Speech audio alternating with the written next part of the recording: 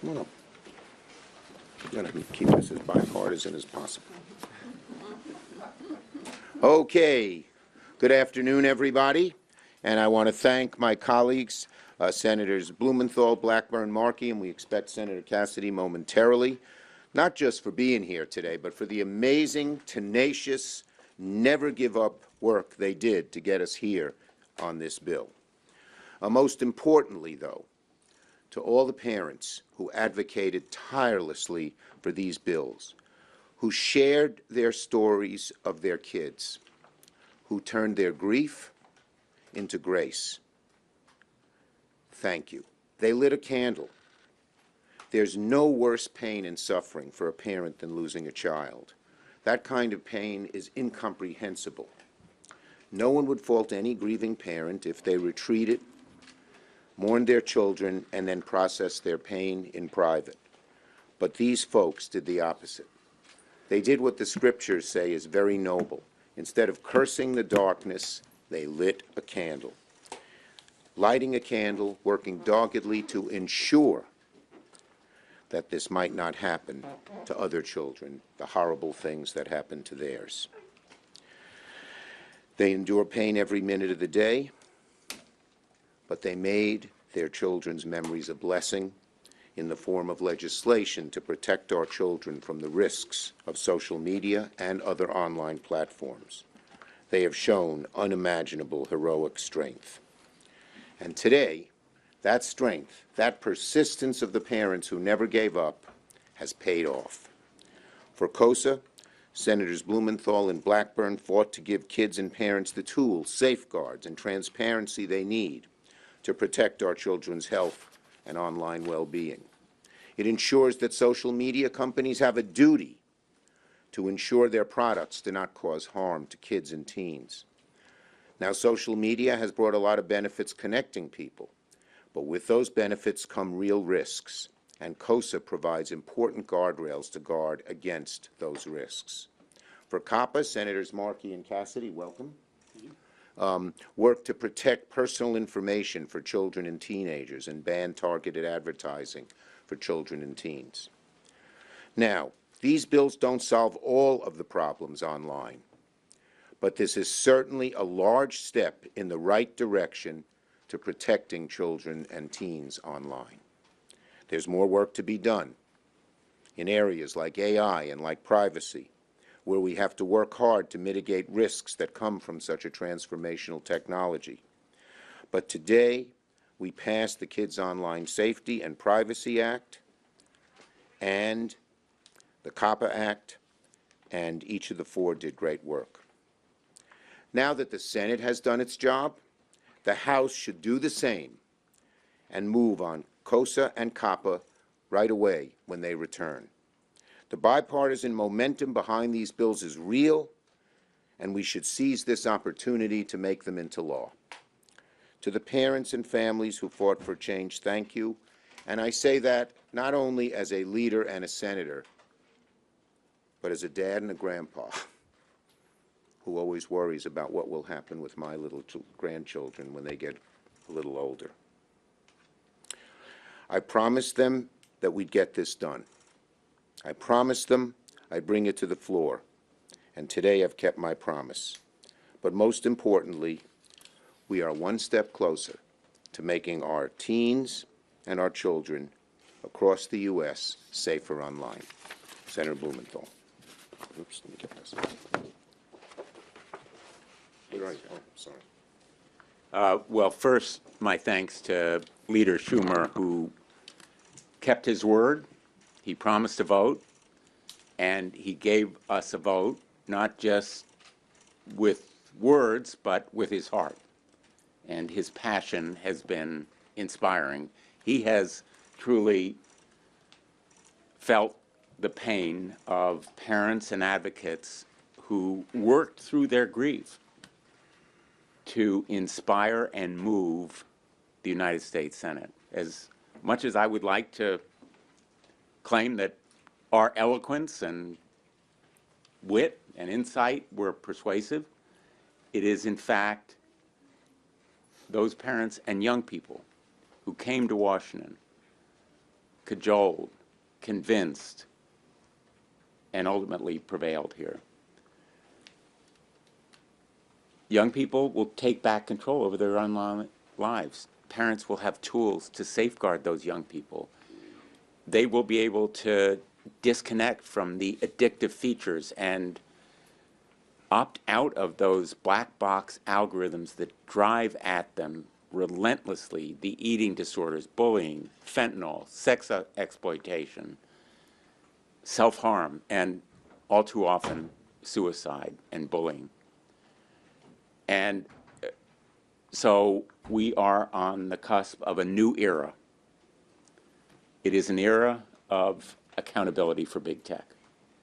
First major significant legislation in almost three decades that provides for reforms, providing safeguards for people against the excesses and abuses of big tech. No longer will we rely on big tech when it says, trust us. They betrayed that trust. We can't count on them to do it. And my hope is that the House will recognize that there is an urgency here. There's a need that cries out for action right away because lives hang in the balance. And I believe that in these next 4 weeks, those parents and young people are going to be as effective with House members as they were with senators. And they will come back to Washington as kids go back to school with the pleas of those young people and parents ringing in their ears. I'm very hopeful that House leadership will move forward because it has expressed a strong interest, and they know as well as we the urgency of this moment. So we have the opportunity with the momentum of today, a big bipartisan vote, to move forward. I want to thank all of our staff, all of Senator Schumer's staff, and most important, the colleagues who helped us reach almost 3/4 of the Senate now co-sponsors this bill, and most especially Senator Blackburn, who has been a partner from the very start. We've held hearings, we've crafted, redrafted, revised this legislation to meet concerns that have been expressed, and she has been a steadfast and courageous partner in this effort, and thank her for all the hard work she's devoted to this cause. Thank you very much. Senator Blackburn. Thank you, Mr. Leader, and thank you to Senator Blumenthal and his team. This has been such a great process, and we are absolutely thrilled to be at this day where we are getting a vote. You know, one of the things that is so interesting is how we worked through this process as we were holding hearings at Commerce Committee and looking at big tech and the governance structure around big tech or the lack thereof. And as we started those hearings, Senator Blumenthal and I started to hear from parents. And they wanted to tell us their story of what happened on TikTok or Snapchat or Instagram and what happened to their children. Their stories were personal. We went through this process with them as they talked about it and used their child's situation, many times that loss of that child's life, and turned that into advocacy. So they went from how were they going to deal with this hurt and this pain into putting it into advocacy to shape public policy. And that they have done. As Senator Blumenthal said, 1998 was the last time there was anything passed that would protect children in the virtual space. And as a mom said to me, she said, I don't get this because you cannot sell alcohol, tobacco, pornography to kids, but they can get online and they can be exposed to that 24/7. I had a principal who talked to me about the impact of cyberbullying and how children could no longer get away from the bully because it was on their phone. And the coalitions, the groups, the parents have just been so wonderful as they sought to put guidance in place that would allow there to be some rules of the road on the virtual space. And this is a safety by design bill, a duty of care bill. It gives kids and parents a toolbox so that they can protect themselves. It opens up the algorithms, and it requires these platforms to go through an audit every single year to make certain that they are complying with the law. A message that we're sending to big tech: kids are not your product. Kids are not your profit source, and we are going to protect them in the virtual space. Senator Markey.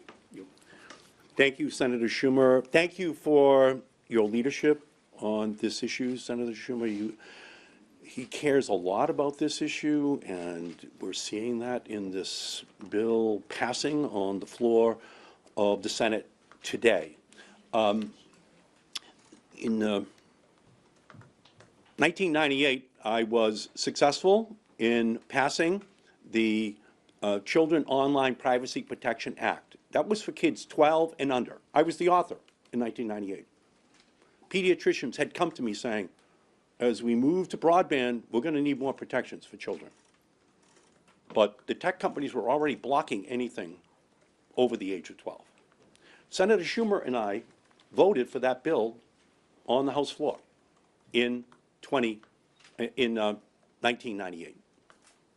So all of that was eminently predictable, and we've come to today where these additional protections are going to be put on the books.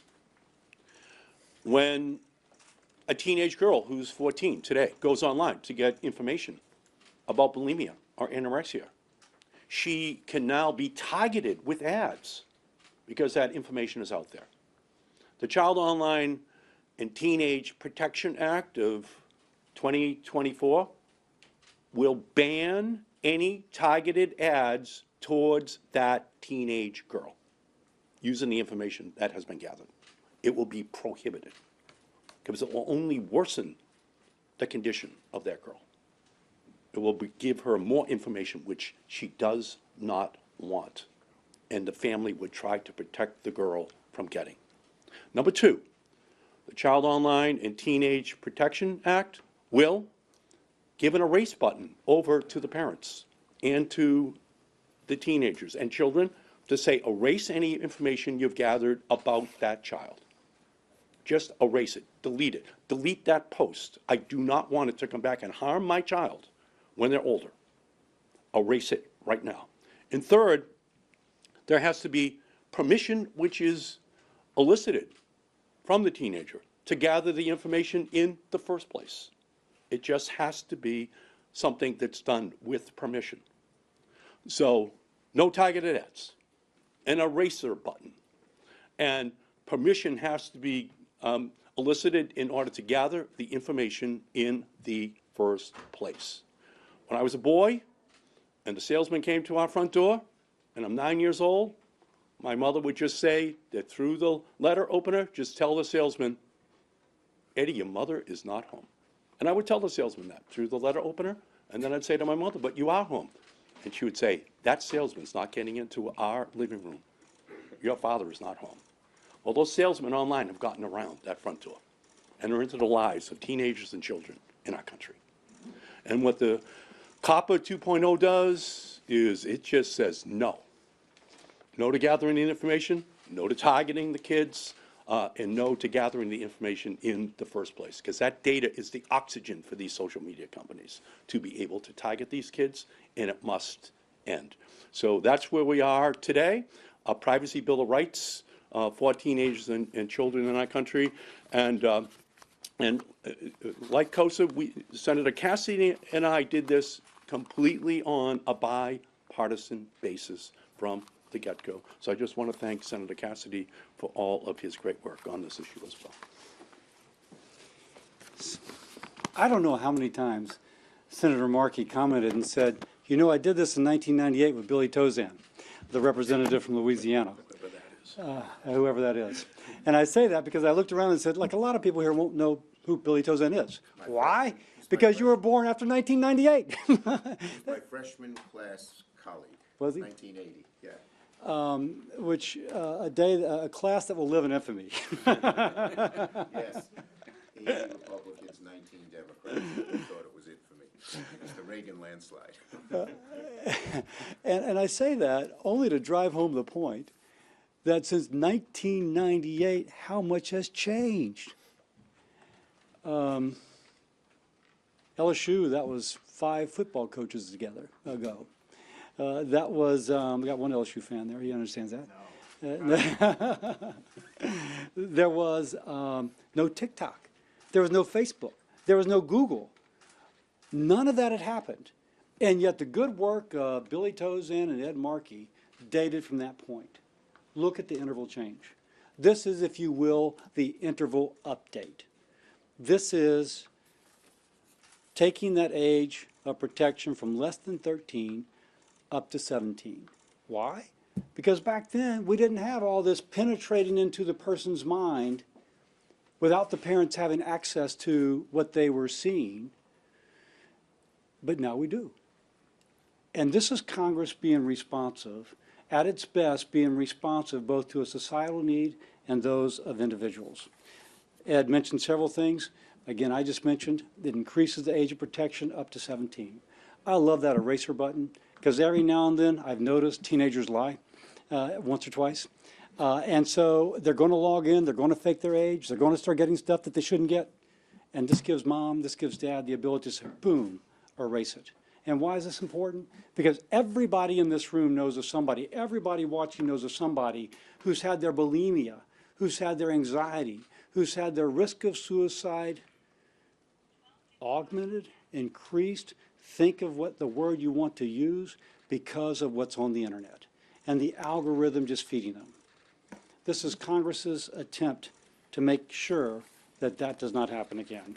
I thank my colleagues. Ed's been great to work with. Leader Schumer, thank you for putting that on the floor. And it was great to partner both with Blumenthal and Blackburn in 2 really good bills that don't do everything, but that begin to make that interval change that protects people, even those people who are not LSU fans. Who do you root for? Ole Miss. Oh, yeah, Yes. oh, my gosh. Manning, Eli Manning, Mississippian, who went to Miss and the Giants. Questions on this subject? should've known you were Yes, yes, go ahead. No, we'll give it to the Ole Miss fan. You should go last. Why did this take so long to get done? We looked at every way to try and get this done. The preference was to first try to get done by UCs, then to put it on must-pass bills, but I always promised that if we couldn't do it those ways, I would put the bill on the floor, and here we are. Yes. You mentioned AI and privacy are some opportunities for the next step. Do you think that because this was bipartisan in nature, because you finally got it done, does it give you hope that you all can continue to build Look, on? We have more to go, and we're going to keep working at it. This was a good first step, but we have more to go. Yes. Question, if I may, for Senator Markey. You were, I think, the only one on the stage who opposed the TikTok ban, but you're supporting this. It seems like in the House, some of the same folks who oppose banning TikTok are also opposing this bill. What would you say to those folks about why you think this is a piece of legislation they should support?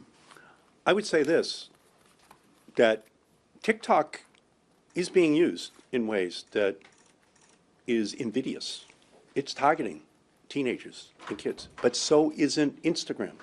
So isn't this is a bill that covers the entire spectrum of social media companies, whether it be foreign or domestic, and they all have the same business plan to exploit these kids, like the tobacco industry, to get them early, get them addicted to whatever their product is, to whatever they are trying to get them to continue to scroll on. So we've come a long way.